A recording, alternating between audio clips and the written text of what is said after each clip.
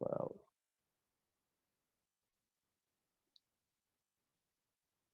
Hi, my name is Thomas Johnson, and I'm the founder and CEO of GetUpNGetFit Wellness Concierge. I'm also a C-suite advisor and investor, and you're listening to How May I Serve You, where I'm constantly on the quest to surround myself with the best coaches while learning how to better serve our executive clientele by asking them, how may I serve you? Today's show is sponsored by GetUpNGetFit.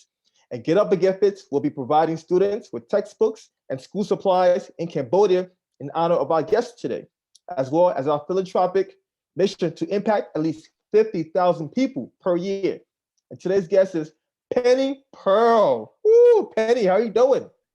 I'm doing great. I just love the effort that you put into serving others. So I'm all about that too. Awesome, awesome. So Penny Pearl, TuneIn CEO, is a skilled career strategist, networker, and NLP certified coach for technology leaders. They transform their careers through building business relationships, skills using systematic networking strategies, and value proposition-based marketing. Outcomes are confident, influential leaders with abundant career opportunities. Universities use TuneIn for scientific career readiness programs. Penny Pearl, woo, how are you doing? How you doing? Let's get the show going. Yeah, I'm looking forward to it. Great. Well, yeah, thank you for that introduction. So I'm happy to share with the audience what we do to serve others. Awesome, awesome. So you know what? Let's start up with the 2-minute intro about yourself. So who are you? Where are you from? Talk to us. Okay. Yeah, my name is Penny Pearl, and originally I'm from New Jersey, which gives me that ability to be very forthright and direct when I work with clients so that I can help them reach their goals sooner. And right now I'm in California, and I've been here for many years and serve technology leaders and also scientists that are in technology all over the world, primarily in the US, when they're looking to develop a strategy on the rest of their career. And the way we do that in our company TuneIn is we help them market themselves. And it's really very disruptive to today's way of looking for a job, which is to apply online and go through applicant tracking systems and hope to get selected by the recruiters who have the possibility of referring you to a hiring manager. And what we do is we systematically show you how to strategically network so that you build your network, develop relationships, and then you get referred directly to hiring managers. The success rate has been really high, and I can talk more about that. Got it. Okay, Penny. Thanks for sharing that. But I want us to just dive a little deeper into your lifestyle, like your childhood, your upbringing. We want to learn a little bit more about Penny Pearl, because that name, myself, Penny Pearl, that name is such an amazing name. Double P, Penny Pearl. Yeah. That's an amazing name. So you mentioned you are from New Jersey, correct? Originally, yes. Were you born there? Tell us about your childhood being in New Jersey. Well, I was the daughter of merchants. So my parents owned a camera store for like 35 years. And, in retrospect, I learned a lot from them about customer service and an unbelievable work ethic. They worked very hard. They put my brother, my sister, and I all through college. Okay. I went to Rutgers University, and who's now actually a client of mine. They use our program there. And so I went there, spent some time in Washington, D.C., and sold to the federal government. So I had a flavor for working through a bureaucracy, and I have a very strong sales background. I just love what it takes to be a good salesperson and serving people with a product or a service that you really believe in. And then I met my husband and moved to California with him. We've been here for, I guess about 35, 36 years. Okay. Yeah. From the So east to the west coast. Okay. yes, absolutely. So question though, what's your preference? Do you rather the East Coast or do No you doubt. there we West go. Coast. West Coast. Yeah. Oh, West Coast. Oh, okay. So you rather the West Coast. Okay. Yeah. So you fully transitioned to the West Coast. So now you're a West Coast gal. That's right. That's right. But some of the I think really positive characteristics that I have came from my childhood. Okay. The work ethic, customer service, and being very forthright so that I can be very focused in attaining my goals and help others attain their goals. Great. So why did you get into coaching in the first place? Well, I've been an entrepreneur for many years. And one of the things that I think has been a common thread throughout my career is to really believe in either the product or the service that I'm marketing and the company that I'm working for. In order to be successful in sales, I think that you really have to believe that you're doing the recipient a great service. That if you didn't show up, that they would never find you and they would have difficulty in finding the service or product that they need. And that's why it's really important to match the audience that you're marketing to. So, because you want to be marketing to the people that have challenges and you can help them solve those challenges. Okay, so who do you work with specifically though?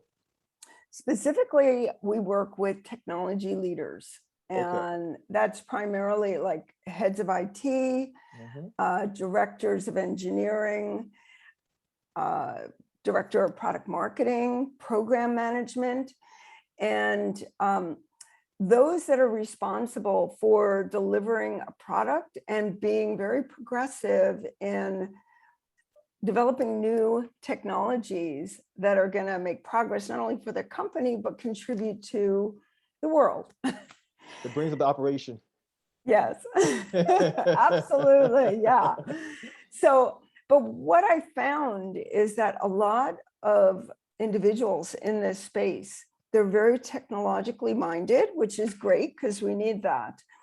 But they stay within that space and they aren't necessarily reaching out to their colleagues and their peers to develop a network that's going to benefit them in terms of their career strategy.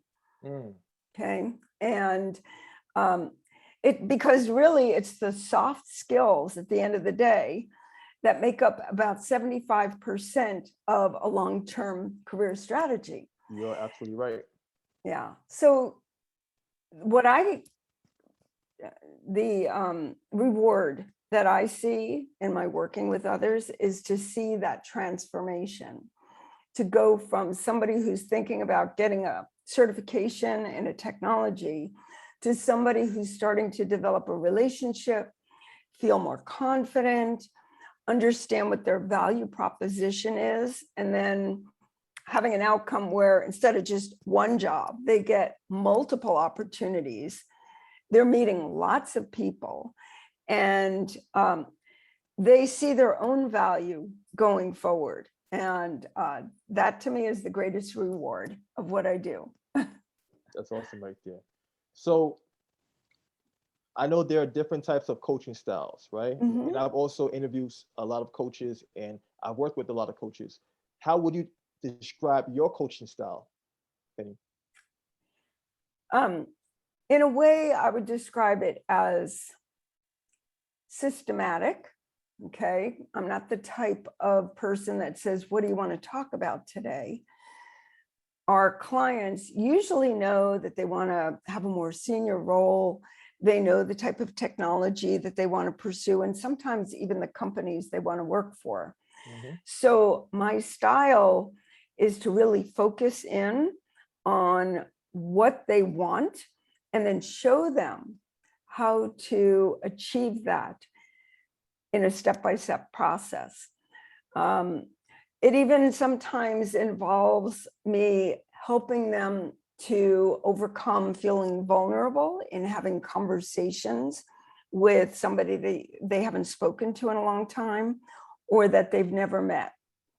And the whole value proposition thing is, if you're feeling confident and you can offer value to other people as you build a relationship, some of that fear goes away because you're not only going in for the ask, you're also going in for the give.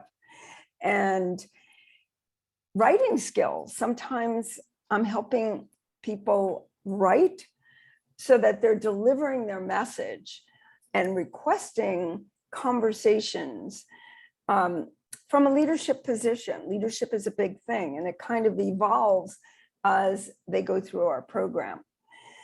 And in terms of my communication, it's very direct.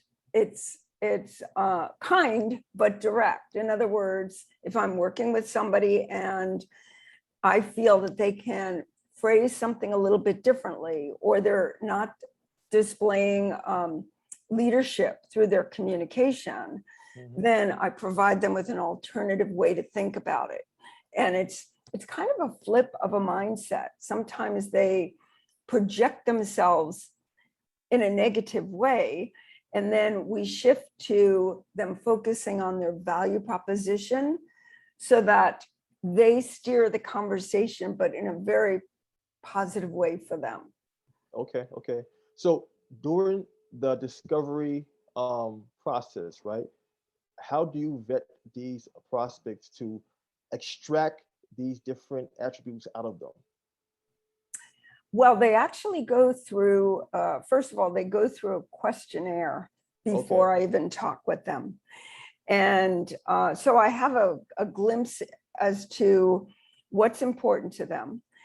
And I look at their profile, and I also ask them for their resume, because that's part of our program too. It's displaying your value proposition in your resume and your profile as well. So when I'm on the phone with them, I would say what's important is to understand their willingness and ability to be vulnerable, to do hard work, and to take action. Because it serves nobody to say, I want to do this, and then they don't follow through, or they just kind of stay stuck where they are. Of course, we try to unstick them, but the people that are really successful and generate a lot of activity, because it's a career, it's a lifelong career activity, but the people that are most successful are the people that follow through. And I really partner with them. I roll up my sleeves. If they leave me messages, text me, email me, I'm very responsive. I'm not the type of coach that says, let's talk about that next session. Okay. Got Yeah. it. Okay. So you're immediate. You help to take immediate action to help, I guess, diffuse whatever problem they're going through, or help them through whatever situation they have.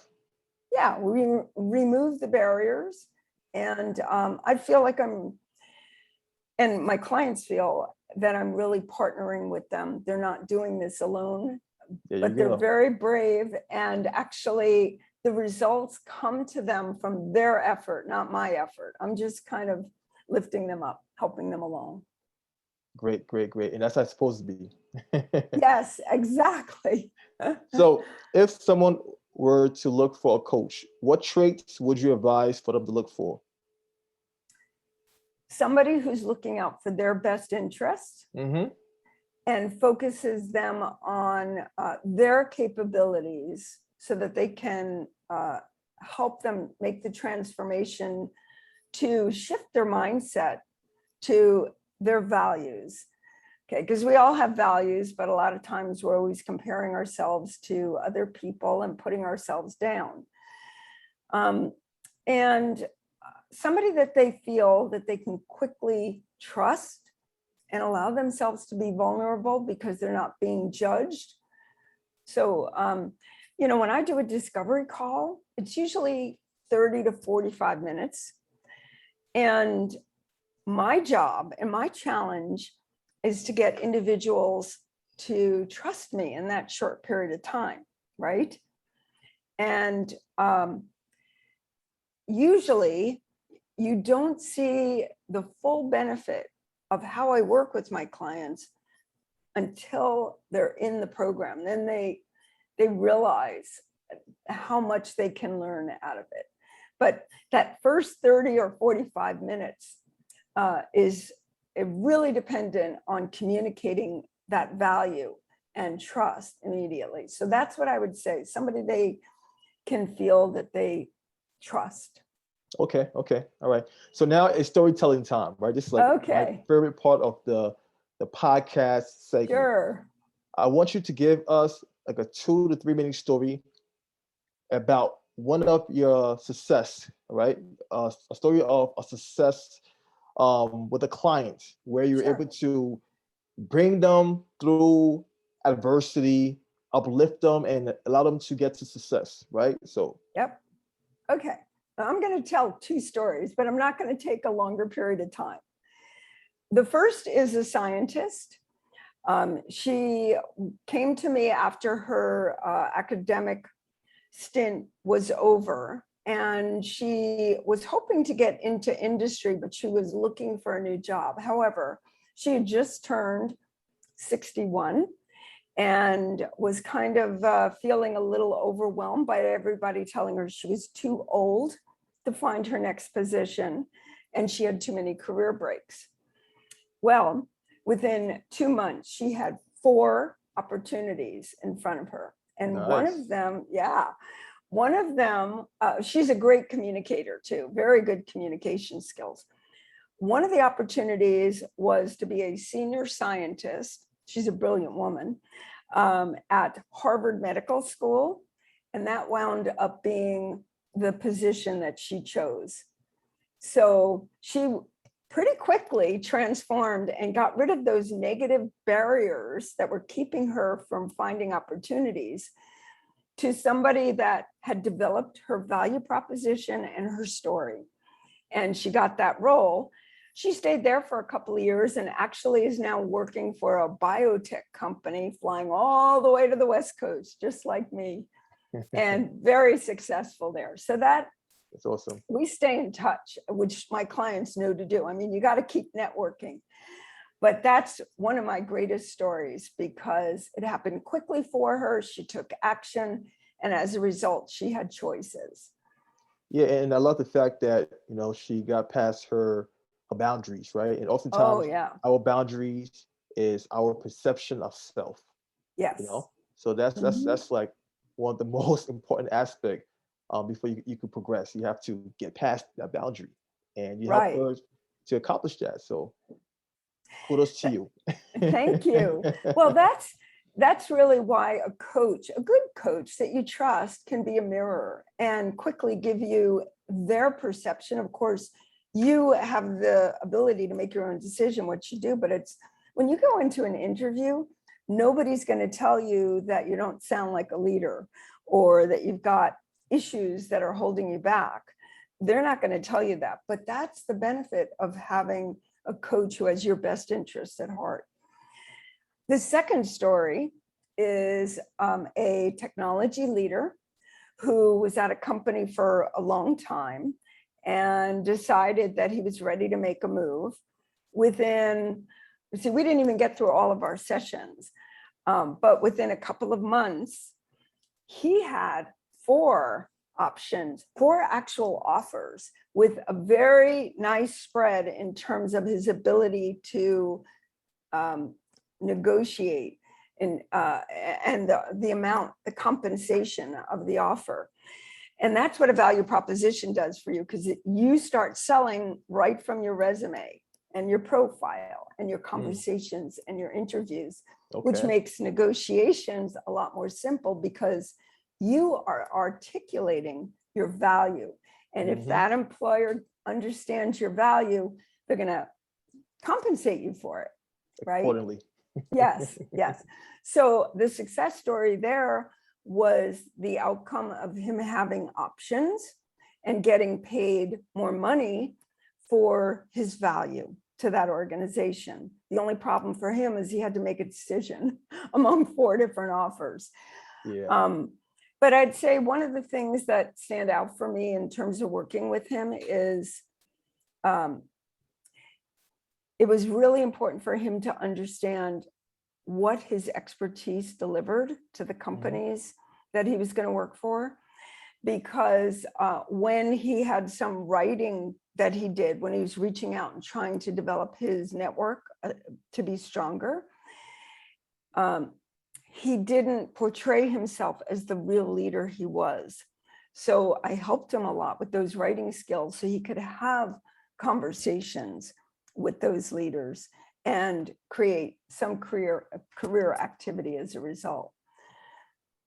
That's great right there, because every person that's going for a leadership position needs to be able to highlight their value proposition, their skill sets, right? What makes them stand out. And oftentimes, they overlook that. They overlook that they are good at this or they're good at that. And they end up not getting hired because they just did not portray themselves appropriately. That's right. And I guess that's what you're doing right now. And that's what you're good at. Yeah, you have to be, especially as a leader, you have to be strategic and not get into the weeds, right? And an interviewer isn't, you're going to lose them, but they're not going to tell you that they're lost in what you just said. I will. I will tell you.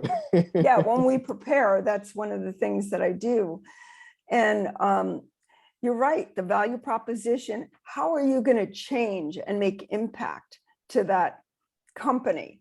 You have to know your stories. You have to talk about how you've impacted the companies or the organizations that you've worked for in the past and connect the dots for the listener. Don't make an assumption that they understand what the impact is. Spell it out for them.